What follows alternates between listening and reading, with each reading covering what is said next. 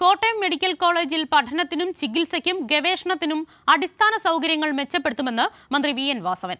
29.63 ലക്ഷം രൂപ അനുവദിച്ച് government nursing കോളേജിന് ബസ് നൽകി ഫ്ളാഗ് ഓഫ് ചെയ്ത് സംസാരിക്കുകയായിരുന്നു മന്ത്രി. MLA ഫണ്ടിൽ നിന്നുമാണ് നഴ്സിംഗ് കോളേജിന് ആവശ്യമായ തുക അനുവദിച്ചത്. നഴ്സിംഗ് കോളേജ് വിദ്യാർത്ഥികളുടെ ദീർഘകാലത്തെ ആവശ്യം പരിഗണിച്ചാണ് കോളേജിന് സ്വന്തമായി ബസ് അനുവദിച്ചത്. 29.63 ലക്ഷം രൂപ മുടക്കിയാണ് സ്ഥലം MLA കൂടിയായ മന്ത്രി കോളേജിന് ബസ് കൈമാറിയത്. മെഡിക്കൽ കോളേജിന്റെ പശ്ചാത്തല വികസനത്തിന് സർക്കാർ വലിയ പരിഗണനയാണ് നൽകുന്നത്.